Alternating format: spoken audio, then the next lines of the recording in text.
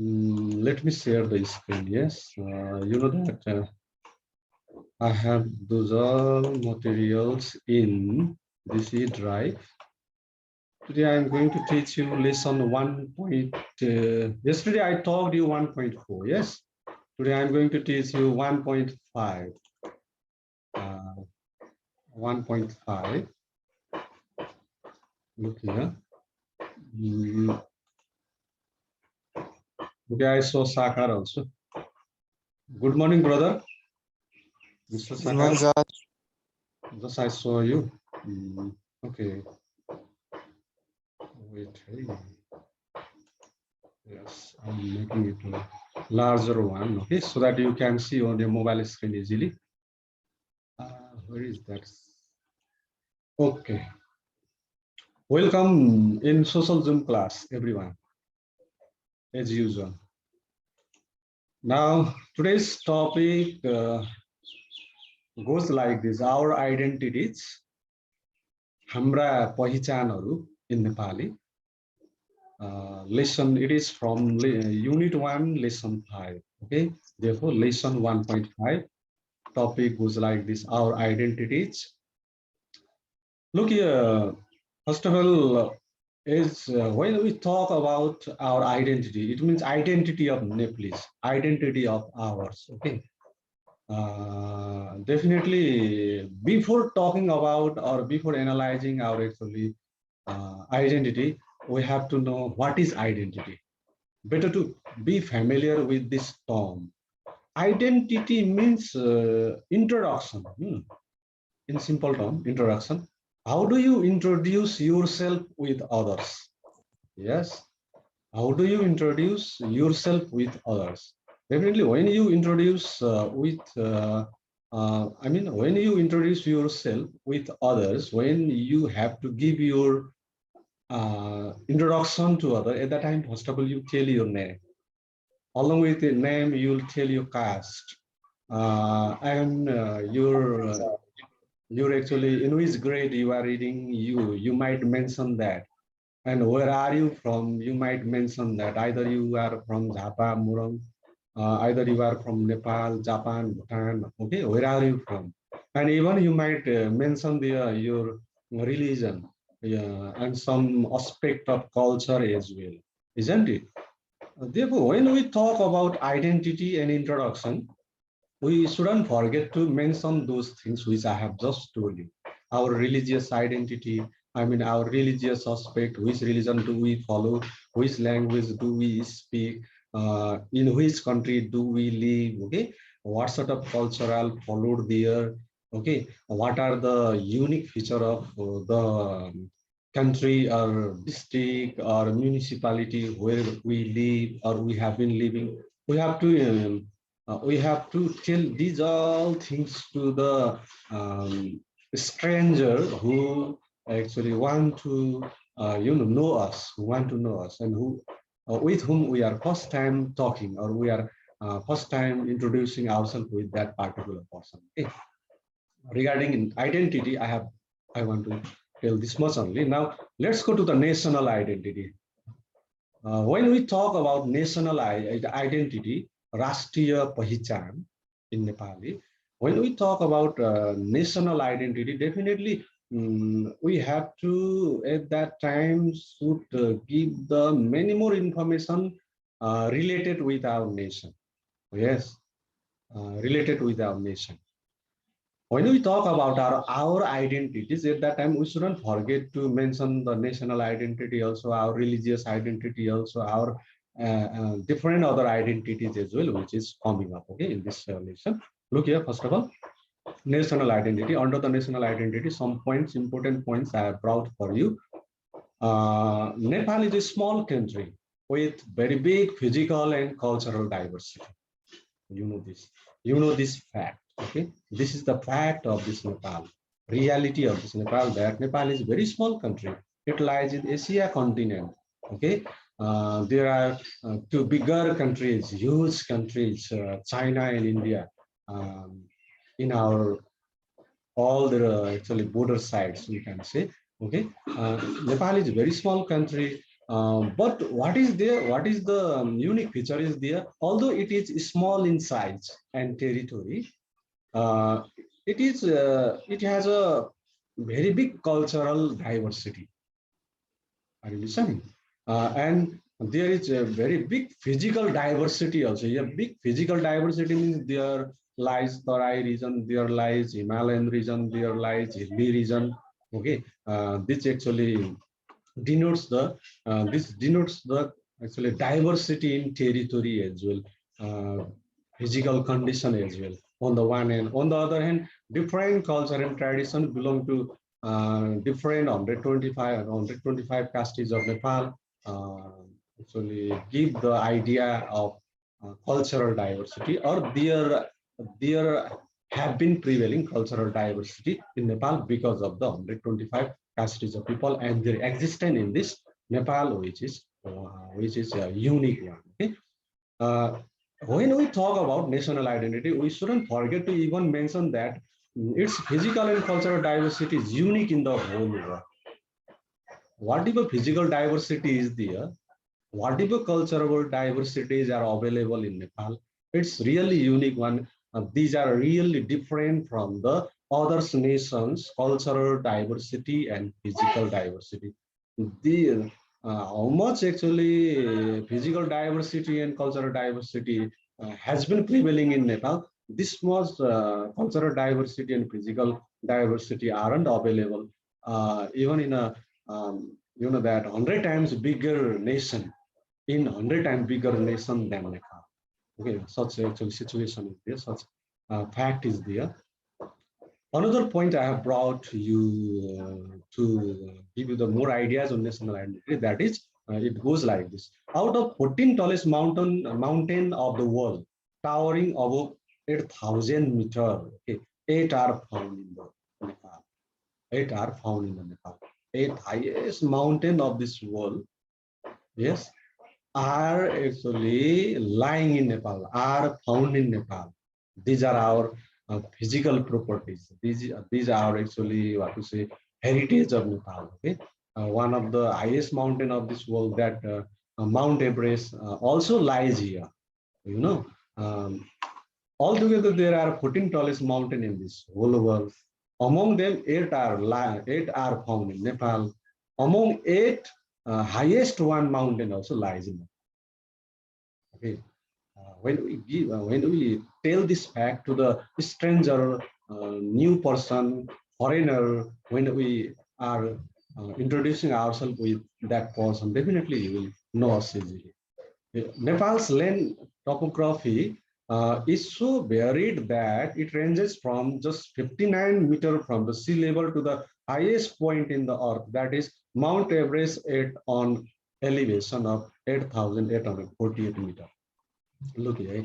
There is another fact also is in Nepal. What is that?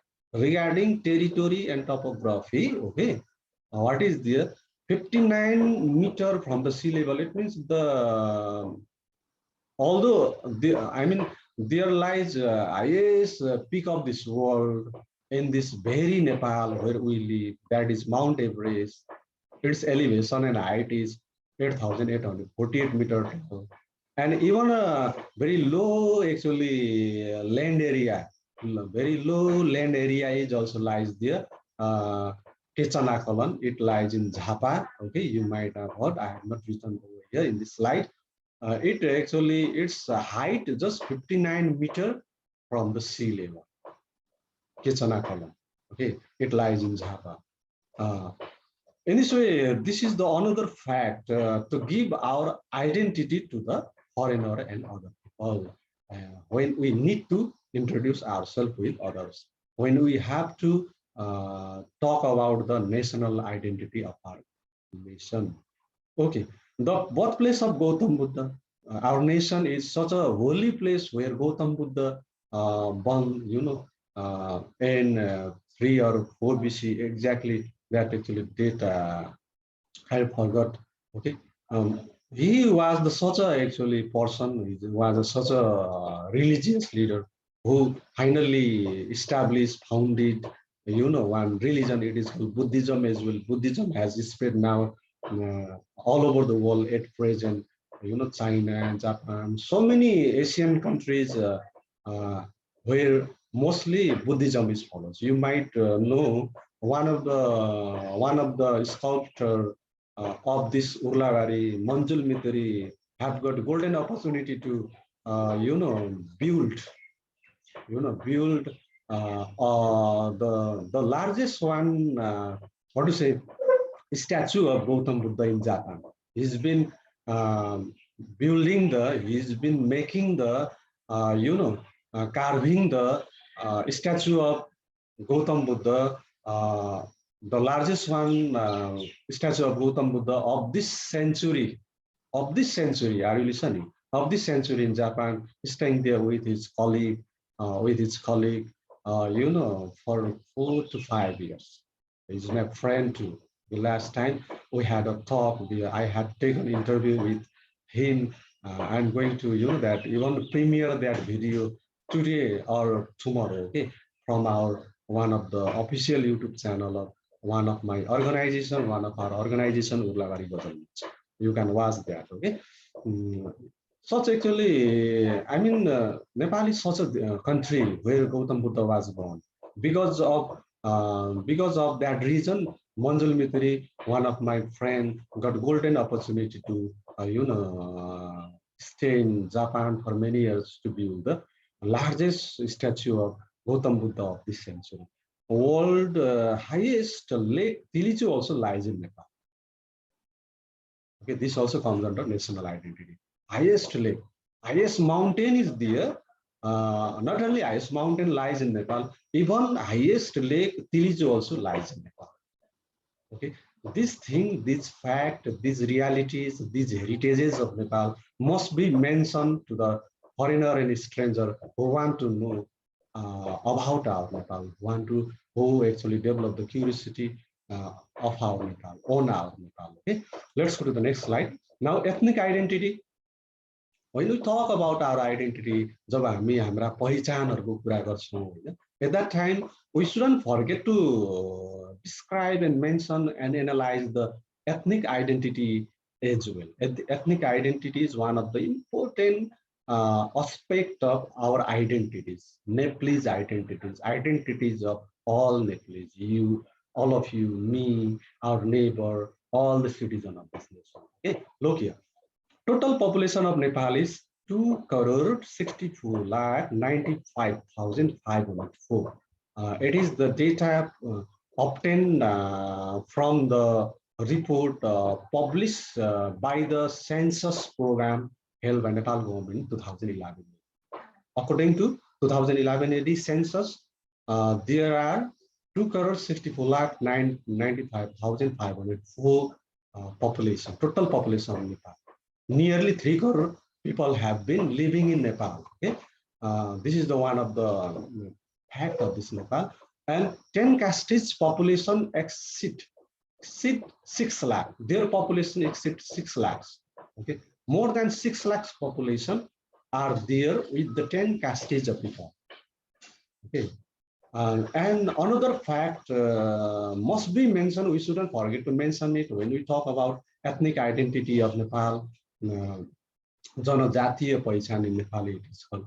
Nepal's total population belong to 125 castes. Okay, around 3 crore Nepalese have been living in Nepal, and actually nearly 3 crore population belong to 125 castes. This means 125 castes have actually all of them have been counted, and total number of Nepal has come and goes like this: 2,64,95,504. Okay, simply keep in mind that there have been living 125 castes of people in Nepal. It is called cultural, racial diversity. Also, there is racial diversity too, and look here, this fact, these are the data also give us more ideas regarding racial diversity as well. Chetri communities people how much percent they cover in Nepal. Out of total population of Nepal, nearly 3 crore population is there. Out of 3 crore population, nearly 3 crore population, 16.6% population is covered with Kshetri community. Okay. And Brahmin has 12.17% population in Nepal. There is given actually this data in percentage. And Magar community has 7.12%. Okay, Tharo community has 6.55% population in Nepal. Tamang has 5.81%. Newar has 4.98%. Kami has 4.75%. Musalman has 4.39%. Yadav has 3.97%. Rai has 2.34%. Okay. All data I haven't brought. All those actually 25 castes of people. How much actually population they have? Do they have? There has been mentioned in your book as well. You can go through your book. Just let's now analyze this data. Okay, look here. Highest population. Which community of our Nepal has highest population? Simply, you can say. Can you tell Dipti which community has highest population in Nepal? Which castes of people have highest population in Nepal according to this data? Definitely Kshetri, 16.6%. Yes, and Brahmin, Yes, sir. Brahmin actually has 12.17%. It means in second position in regard to population size, Brahmin has second position, or Brahmin has grabbed second position.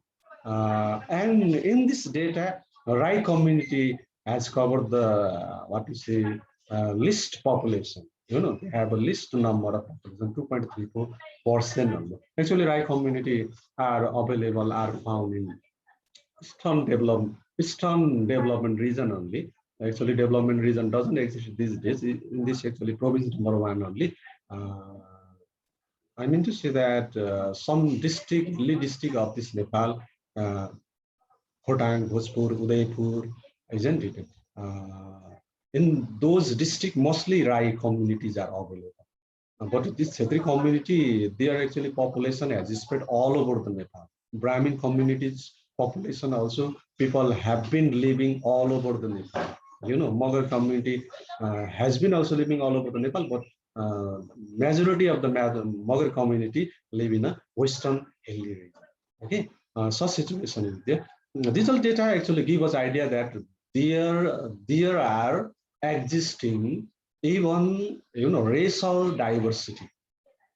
Okay, 125 castes of people have been living in Nepal, and among them some of the that influential castes of people, okay, who has larger number of population as well in Nepal. I have brought their data here to make it clear that our nation has racial diversity as well. Okay, now let's go to the next subtopic, lingual identity.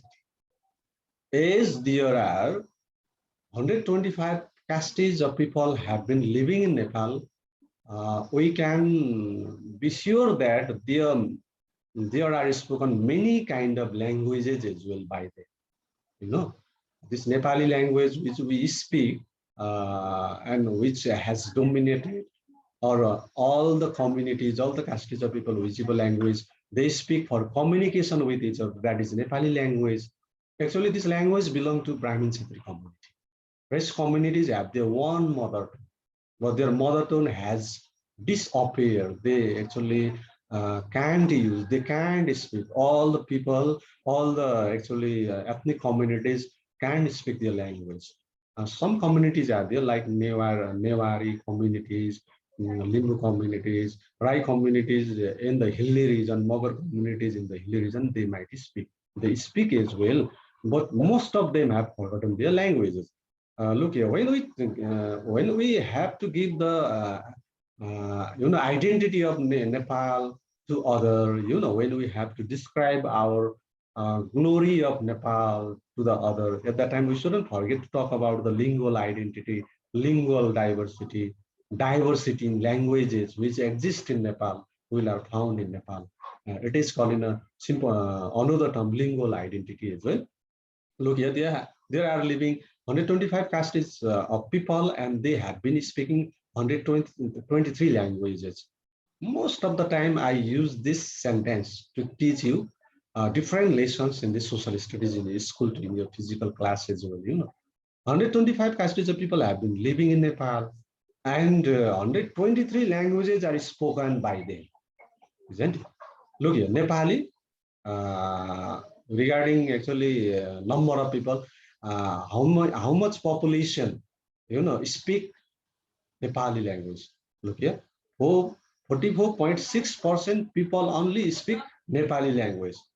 Generally, we think that Nepali language might be spoken by everybody in their daily life, but such a situation is only here in Nepal. Okay, as we go to the western part of Nepal in the Tarai region, there mostly we listen Maithili and Bhojpuri language, Tharu language, because there are majority of Tharu communities. There are majority of castes of people who speak Bhojpuri language, and there are Madhesi communities people, especially they speak Maithili language. When we get golden opportunity to visit the western hilly region, there we actually get the majority of the Tamang, Mogal communities. They speak their own language. Gurung communities as well. They speak their own mother tongue. That is Tamang language, Gurung language, their Mogal language. That. Such situation is there. When we reach in such a place where it's majority of particular community, sometimes we do not do not feel that we are in Nepal. Once I reach in Udaipur district, yes, when I was developing my teaching career, once I reached in Udaipur district, there were majority of Bantavarai, Bantavarai. I mean, Bantavarai has the largest population. Even in a school, 95% students were from Bantavarai community. They used to speak even in the classroom. They one mother tongue Bantavarai language. I had reached the age of English language teacher, an English subject teacher, and I had to speak English language. They used to speak. Students used to speak Bantava language, and most of the teachers of that school were from western part of Nepal, especially Tarai region, Sira Sapuri. They used to speak Maithili language, and at that time I really felt the necessity. I really what to say, experience the battle of languages, and importance of languages. Few days I was really in cloud. As if I'm in cloud, I have lost my ways and everything. I had felt like that when I reached there, and I didn't feel that I was in Nepal. I thought that I might be in another world or another new nation. Because environment, everything, culture, people, their languages, lifestyle, everything were different from ours. Okay? Such actually reality, such actually circumstances are available everywhere all over Nepal. Most of the people in Nepal definitely speak 44 point, Nepali language, look here, Maithili 11.7%, Bhojpuri 5.98%, Tharu 5.77%. Tharu communities had demanded their Tharu state as well before, writing new constitution for Nepal in 2072 years. They are still in running their movement, demanding their state because they have their own culture, language, everything, even their territory. Most of the western part of district, Tarai districts, there is majority of them. Nevari communities, their majority, Nevari community, majority of the Nevari community are found in Kathmandu Valley. Languages of Indo-European family. Look at these languages. So, 123 languages which are spoken in Nepal can be categorized into 4 groups. Languages of Indo-European family. In this family, in these categories, Nepali language, Maithili, Bhojpuri, some other languages falls, okay? And under the Tibeto-Burmese, these actually Tamang, Newari, Mogar, Rai Limbu language comes, Austro-Asiatic, and in these other categories, which language actually comes, even I don't have a clear idea. Therefore, I want to say this much only. Now, let's go to the next slide. Look here, religious identity. We have just 8 minutes now.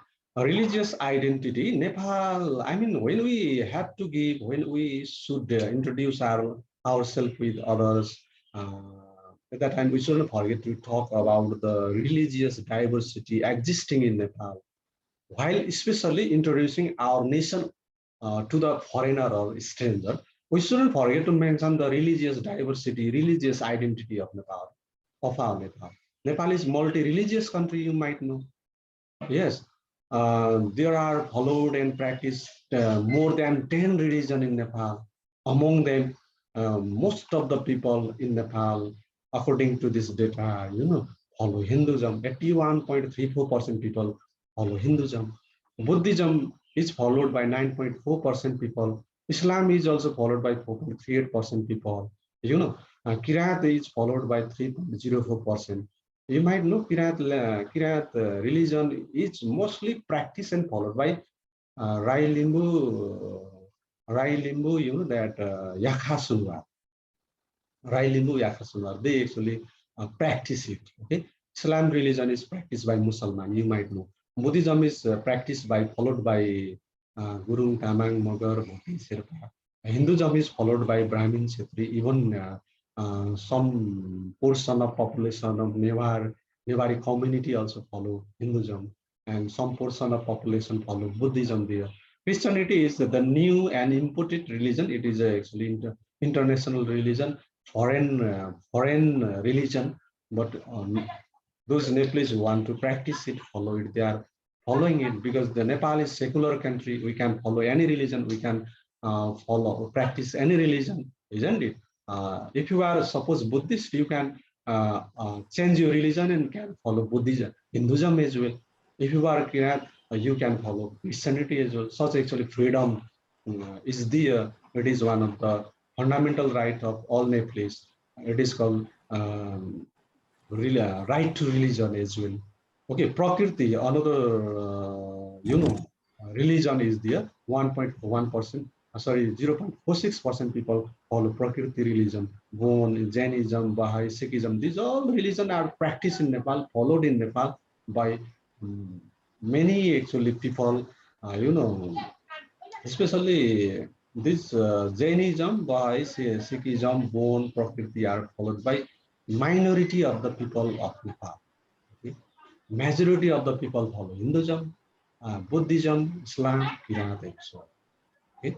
This is the one of the fact of this Nepal. We should not forget to mention it when we have to introduce, when we have to, describe about a nation to a foreigner and a stranger. Look here, gender identity.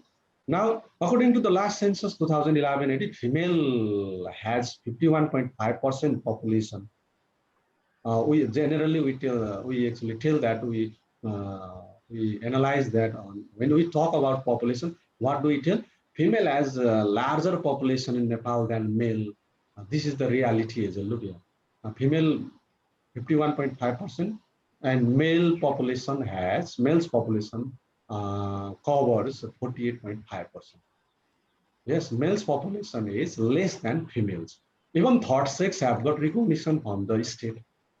Neither actually, you might know third sex, okay? I shouldn't describe much about this third sex, who look like male, but all the feelings and behavior, behave like girls, or who look like a girl, who is girl but behave like male. Such people are known as third sex. Sex discrimination that prevail in a Nepalese society for long has considerably declined. Definitely, sex discrimination was there. It means female were, girls were, women were being discriminated seriously in ancient time in Nepal. Nowadays, such sexual discrimination is declining and decreasing rapidly because of the modern education, because of the development and so on. According to new constitution, all kind of discrimination on sex are punishable offenses. Definitely, we can't discriminate anyone on the basis of sex, on the basis of color, on the basis of caste, on the basis of property in a way. Yes, it has been mentioned clearly in our constitution, even in our present constitution. And especially when we talk about gender identity, yes, Laingik Pahichan in Nepali it is called. We shouldn't forget that when we actually discriminate our daughter, our mother, our auntie, or our neighboring girls, definitely we are punishing. Even women are respected in all in Nepal. I mean, women are respected in Nepal religiously as well, because according to Hindu religion, Saraswati and Durga Bhavani were female, and they are the they are the goddess of the Hindu communities also. They worship Saraswati. During the Saraswati Puja, we attend in the school. We worship Saraswati goddess Saraswati's statue over there, keeping its actually statue inside the temple. We did it this year also. Next year also we'll do it. It means we majority of people of this Nepal follow Hinduism, and many cultural tradition custom are there which belong to Hinduism as well. Okay, guys, there is left just 2 minutes, and even I have completed by describing all the materials which I have brought for you. Yes, this much for today. Thank you so much. Have a nice day ahead. Now I stop sharing the screen. Oh, you were there 25 in number. Anmol, Kanal, also I saw there. I saw you there. Siddhika Karki, also Sabina. These are you from? Most of you are from section B. Your name actually gave me such ideas. Anyways, on Thursday and Friday, we'll solve the difficult question answer from your difficult question from your social books. Easier one, keep doing it at home as a homework. On upcoming Thursday and Friday, I'll check your homework. At the same time, I'll solve you difficult question answer too. Okay. Sir, only difficult and question answer you will say the answer of it, or we should do rest of all of by us. I mean to say that the difficult one leave for me. I'll try to solve them on Thursday and Friday. I won't explain any lesson. I won't forward any lesson. Okay. And easier one, which you feel easier one, please keep doing it at your home. Make a note. When a physical class will start, I'll check them as well. Even in this virtual class, I might check that on Thursday and Friday. Understood? Okay, that's all, guys. Less than 1 minute is left there. Now, just I wanna end this our virtual class technically. Have a nice day ahead. Once again, see you tomorrow.